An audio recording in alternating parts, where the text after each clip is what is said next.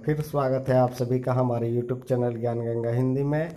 और आज हम लोग पढ़ने वाले हैं लोकतंत्र के खिलाफ तर्क। तो आइए बिना देर किए शुरू करते हैं आज का पढ़ाई। मेरा इस चर्चा में लोकतंत्र के खिलाफ वे अधिकांश तर्क सामने आ गए हैं जिन्हें हम आम तौर पर सुनते हैं। ये तर्क कुछ इस प्रकार होते हैं। लोकतंत्र में नेता बदलते रहते हैं, इससे अस्थिरता पैदा होती है। लोकतंत्र का मतलब सिर्फ राजनीतिक लड़ाई और सत्ता का खेल है। यहाँ नैतिकता की कोई जगह नहीं होती। लोकतांत्रिक व्यवस्था में इतने सारे लोगों के बहस और चर्चा करनी पड़ती है कि हर फैसले में देरी होती है। चुने हुए नेताओं को लोगों के हितों का पता ही नहीं होता है, इसके चलते खराब फैसले होते हैं। लोकतंत्र में चुनावी लड़ाई महत्वपूर्ण और खर्चीली होती है, इसलिए इसमें भ्रष्टाचार होता है। सामान्य लोगों को पता नहीं होता कि उनके लिए क्या चीज़ अच्छी है और क्या चीज़ बुरी, इसलिए उन्हें किसी चीज़ का फैसला नहीं करना चाहिए। तो ये कुछ खिलाफ में तर्क हैं। इसके अलावा भी बहुत सारे आपके तर्क हो सकते हैं, वो आप अपने हिसाब से इसको नोट डाउन कर सकते हैं अपने रफ की कॉपी में। जैसे बहुत सारी शिकायतें आती है कि लोकतंत्र में सभी लोगों की बातों को नहीं सुना जाता है, या जो कर्मचारी गण होते हैं वो अफसरशाही दिखाते हैं, या छोटे मोटे कामों के लिए भी घूस लेते हैं। तो ये सारे लोकतांत्रिक शासन व्यवस्था में खामियां दर्शा सकते हैं। अब यहाँ एक एक को हम लोग देखते हैं और इसके लाभ के अनुसार तुलना करते हैं। जैसे लोकतंत्र में नेता बदलते रहते हैं और इससे अस्थिरता पैदा होती है। नेता बदलते रहते हैं मतलब शासन व्यवस्था बदलती रहती है। निश्चित तौर पर ऐसा होने से अस्थिरता पैदा होती है, यानी फैसले लेने में कई बार इसकी वजह से देरी हो जाती है, या कह सकते हैं कामकाज करने में कठिनाइयाँ होती है। किसकी वजह से?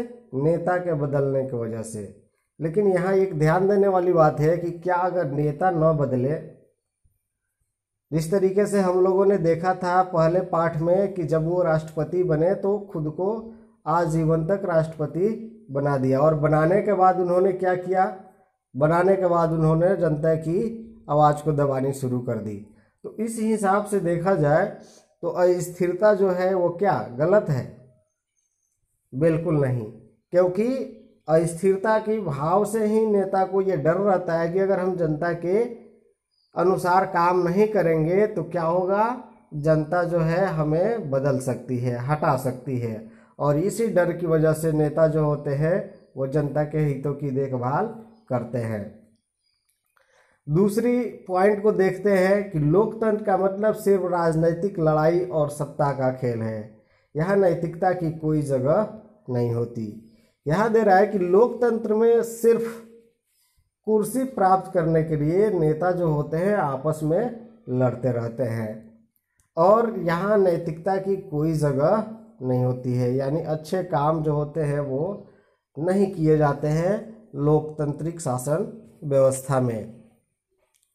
निश्चित तौर पर ये सही है, ये बात सही है कि नेता जो है वो कुर्सी प्राप्त करने के लिए राजनीतिक लड़ाइयाँ लड़ते हैं, लेकिन इन राजनीतिक लड़ाइयाँ लड़ने के क्रम में वे हमें ट्रेंड भी कर देते हैं, वे हमें प्रशिक्षण दे देते हैं बहुत सारी चीज़ों का, और उनके इस प्रशिक्षण से हमें चुनाव लड़ने, वोटिंग करने या अपने मत को सही उम्मीदवार के पक्ष में लाने में बहुत ही महत्वपूर्ण भूमिका अदा हो जाती है इन राजनेताओं की राजनीतिक लड़ाइयों से, क्योंकि वे एक दूसरे पर आरोप प्रत्यारोप करते हैं और उसके बाद हमें सही और गलत की जानकारी मिल जाती है। तो ये भी हम कह सकते हैं कि लोकतंत्र के खिलाफ तर्क नहीं कहा जा सकता।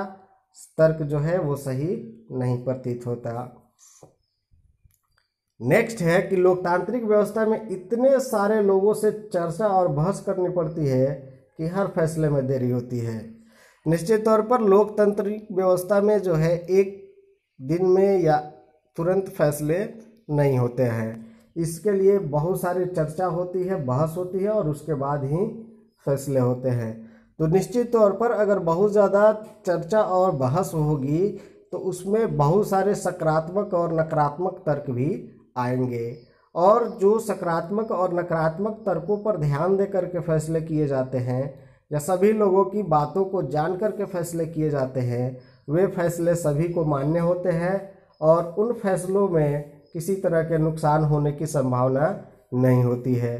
तो ऐसे में लोकतंत्र में फैसले जो होते हैं वो देरी से होते हैं, लेकिन कभी भी या बहुत ही कम ऐसे मामले आते हैं जिनमें गलती होने की संभावना होती है। जबकि लोकतंत्र के अलावा अगर हम देखें तो गैर लोकतांत्रिक शासन व्यवस्था में फैसले जो होते हैं देरी से न होकर के बहुत जल्दी हो जाते हैं, लेकिन कभी कभी वो फैसले नुकसानदेह भी होते हैं। तो गैर लोकतांत्रिक शासन व्यवस्था के आधार पर हम लोग देखें तो लोकतांत्रिक शासन व्यवस्था जो है फैसले लेने के हिसाब से भले ही देरी होती हो, लेकिन फैसले गलत नहीं होते हैं। नेक्स्ट है कि चुने हुए नेताओं को लोगों के हितों का पता ही नहीं होता, इसके चलते खराब फैसले होते हैं। यानी नेतागण जो होते हैं वो नहीं जानते कि जनता क्या जरूरी है और इसलिए उनके जो फैसले होते हैं खराब हो जाते हैं।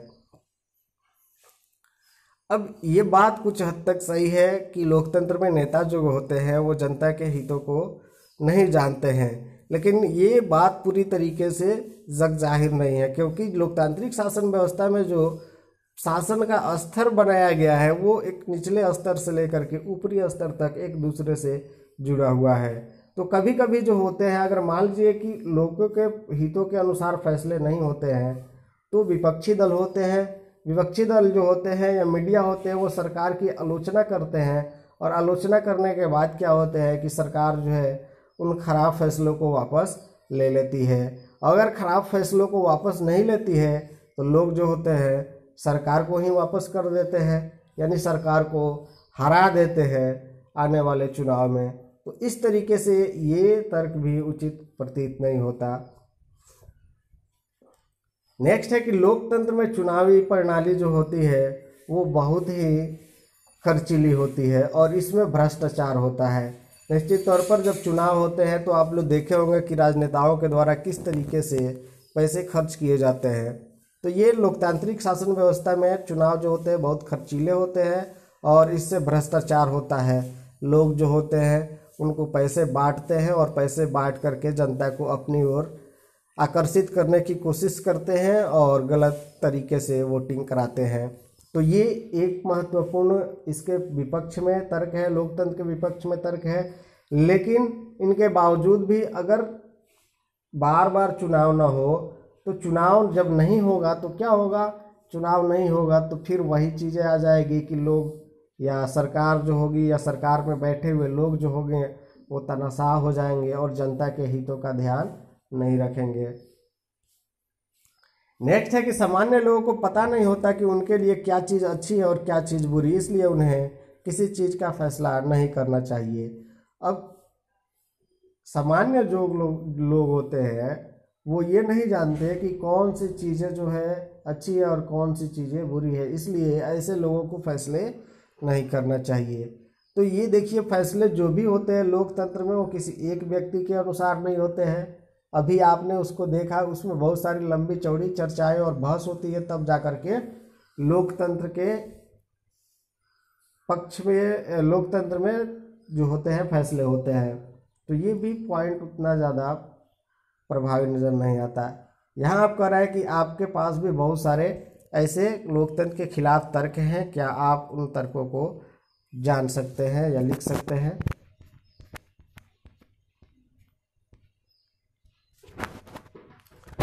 तो यहाँ अब हम लोग लोकतंत्र के खिलाफ की जो चर्चा है उसको समेटते हैं और देखते हैं। निश्चित तौर पर लोकतंत्र जो है वो कोई एक जादू की छड़ी नहीं है कि हम उस जादू को घुमाएं और घुमाने के बाद सारी समस्याओं का हल हो गया। निश्चित तौर पर लोकतंत्र जो है उसने न तो हमारे देश में गरीबी मिटाई है और न ही भ्रष्टाचार पर अंकुश लगाया है या पूरी तरीके से लोगों को बुनियादी चीज़ों को दिलाने में सक्षम हुआ है। तो निश्चित तौर पर लोकतंत्र जो है वो ऐसी कुछ भी नहीं किया है। हाँ, लेकिन इनमें जो भी है जनता की खुशहाली है, इसलिए इसमें जो है अच्छी शासन व्यवस्था को माना गया है।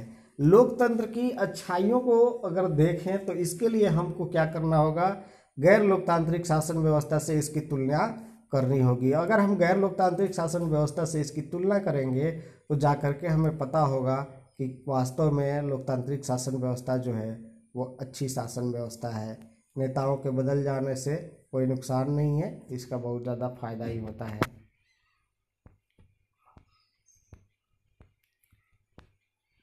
तो अभी हम लोगों ने लोकतांत्रिक शासन व्यवस्था के विपक्ष में तर्क देखा, अब हम लोग इसके पक्ष में तर्क देखते हैं।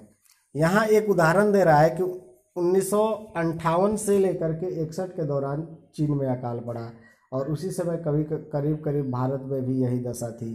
परिणाम क्या हुआ कि चीन में जो लोग थे वो 3 करोड़ से अधिक लोग मर गए और भारत ने इस पर जल्दी ही क्या कि सामान्य स्थिति ले ली, यानी भारत में जो है इतने ज़्यादा लोग नहीं मरे। अब इसका क्या रीज़न है, क्यों नहीं मरे? तो अर्थशास्त्रियों ने कहा कि इसमें सरकार की नीतियां जो थी बहुत ज़्यादा जिम्मेवार हुई। यानी चीन की जो सरकार थी वो लोकतांत्रिक सरकार नहीं थी, उसने जनता के बारे में नहीं सोचा और इसलिए उसने वहाँ जनता के अकाल के समय आवश्यकताओं की पूर्ति नहीं की। जबकि भारत की जो सरकार थी उसके सामने विपक्ष था, उसके बाद मीडिया स्वतंत्र थी और उन लोगों ने सरकार की आलोचना की और आलोचना का परिणाम ये हुआ कि सरकार ने वो हर व्यवस्था की जिसकी वजह से भारत के लोग जो थे कम से कम जो है अकाल से प्रभावित हुए।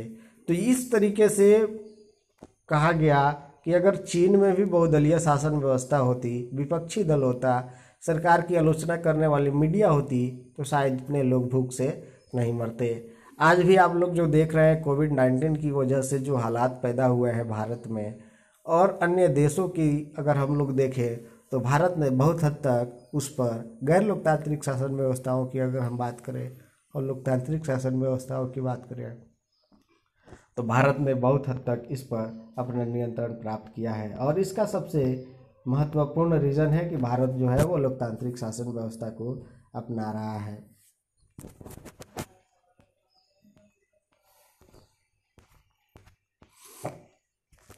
तो इस तरीके से हमारे सामने लोकतंत्र की विशेषता ये निकलती है कि लोकतांत्रिक शासन व्यवस्था दूसरों से बेहतर है क्योंकि यह शासन का अधिक जवाबदेही वाला स्वरूप है।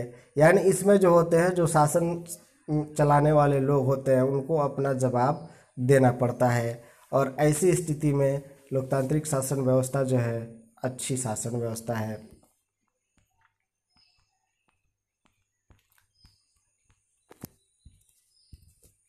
दूसरा कह रहा है कि इसमें बेहतर निर्णय लेने की संभावना बढ़ती है।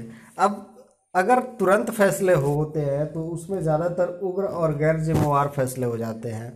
जैसे देखिएगा कि कभी किसी तरह की अगर किसी के द्वारा बात कह दी जाती है तो लोग तुरंत उग्र हो जाते हैं और उग्र होकर के मारपीट पे उतारू हो जाते हैं। इससे क्या होता है, समस्या बढ़ जाती है, घटती नहीं है। लेकिन वहीं जब उस पर चर्चा होती है, 2-4 लोग मिलकर के उस पर चर्चा करते हैं तो उस चर्चा के परिणाम जो होते हैं वो बहुत ज़्यादा सुखद होते हैं। तो ये लोकतांत्रिक शासन व्यवस्था का एक बहुत बड़ा विशेषता है। नेक्स्ट कह रहा है कि लोकतंत्र में मतभेदों और टकराव को संभालने का तरीका उपलब्ध कराता है। अब देखिए, लोकतंत्र में जो लोग होते हैं उनके अलग हित हो सकते हैं, अलग विचार हो सकते हैं, अलग ज़रूरतें हो सकती है और ऐसी स्थिति में लोकतांत्रिक शासन व्यवस्था में जो होते हैं समाज के सभी देश के लोगों को एक रूप में लेकर के चला जाता है। और भारत में जिस तरीके से विविधता है, अगर सभी के लोगों की बातों को अगर न देखा जाए तो भारत में एकता का हो पाना संभव नहीं है।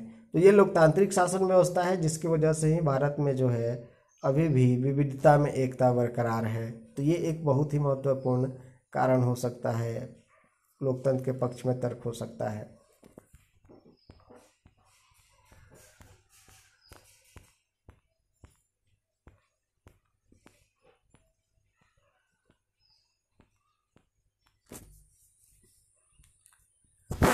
नेक्स्ट है कि लोकतंत्र में नागरिकों का सम्मान बढ़ता है। अब लोकतंत्र जो है उसमें नागरिकों का सम्मान बढ़ता है। आपने देखा होगा कि मतदान के समय जो है हमारे नेतागण जो है वो आकर के किस तरीके से हमारे सामने बड़े ही विनम्रता से वोट मांगते हैं, और उस समय हम जो है फूले नहीं समाते हैं। तो लोकतंत्र जो है नागरिकों का सम्मान करता है।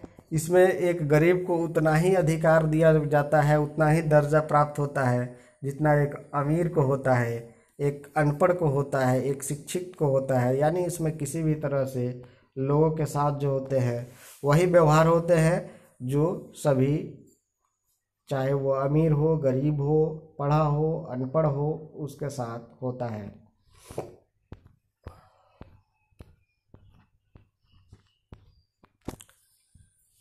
नेक्स्ट है कि लोकतांत्रिक व्यवस्था दूसरों से बेहतर है क्योंकि इसमें हमें अपनी गलती ठीक करने का अवसर भी मिलता है। अभी बहुत सारे ऐसी चीज़ें होती हैं जो फैसले होते हैं उसमें क्या होते हैं कि गलती हो जाती है, और अगर गैर लोकतांत्रिक शासन व्यवस्था में हम लोग देखें तो ये फैसले जो होते हैं वो हो गए तो हो गए, उसको ठीक करने का अवसर नहीं होता है। जबकि लोकतांत्रिक शासन व्यवस्था में ये पूरी तरीके से जो होते हैं सुधार की गुंजाइश होती है। सुधार की गुंजाइश सरकार के फैसले से लेकर के सरकार तक भी हो सकती है। यानी सरकार अगर कोई गलत फैसले लेती है तो विपक्षी दल उसकी जो है बुराई करते हैं, स्वतंत्र मीडिया जो है उसकी बुराई करती है। अब तो सोशल मीडिया के माध्यम से आम जन भी तुरंत जो है बुराई करते हैं, और इससे सरकार जो होती है अपने फैसले को बदल देती है, या अगर सरकार फैसले को नहीं बदलती है तो लोग सरकार को ही बदल देते हैं।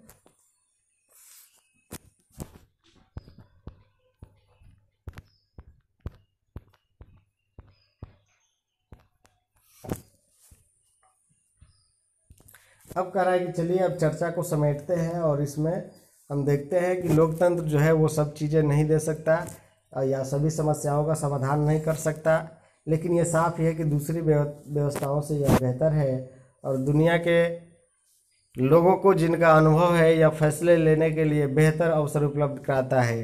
इसमें लोगों की इच्छाओं का सम्मान किए जाने की ज़्यादा संभावना है। इसमें अलग अलग तरह से लोग ज़्यादा बेहतर ढंग से साथ रह सकते हैं। अगर यह इनमें से कुछ काम करने में असफल रहता है तब भी इसमें गलती सुधारने की संभावना है, और इसमें सभी नागरिकों को ज़्यादा सम्मान मिलता है। इसी वजह से लोकतंत्र को सबसे अच्छी शासन व्यवस्था माना जाता है। अगर आपसे सवाल किया जाए कि लोकतंत्र को सबसे अच्छी शासन व्यवस्था क्यों माना जाता है, या लोकतंत्र को सबसे बेहतर शासन व्यवस्था क्यों माना जाता है, इसके क्या रीज़न है, तो आप इसको यहाँ से लिख सकते हैं कि लोकतंत्र जो है बाकी दूसरी सभी शासन व्यवस्थाओं से जिन्हें हम जानते हैं, जिसका अनुभव है, उन सब से यह फैसले लेने के लिए अवसर बेहतर उपलब्ध कराता है। इसमें लोगों को इच्छाओं का सम्मान मिलता है, या इच्छाओं के सम्मान की ज़्यादा संभावना होती है। इसमें अलग अलग तरह के लोग जो होते हैं वो एक साथ रह सकते हैं। इनमें कुछ काम करने में असफल रह जाते हैं तो गलती सुधारने की भी संभावना होती है। नागरिकों को ज़्यादा इज्जत मिलता है, सम्मान मिलता है, और इसी वजह से लोकतांत्रिक शासन व्यवस्था सबसे अच्छी शासन व्यवस्था है। तो बस आज के लिए इतना ही। मिलते हैं हम लोग अगले वीडियो में। तब तक पढ़ते रहिए, सीखते रहिए, देखते रहिए। धन्यवाद।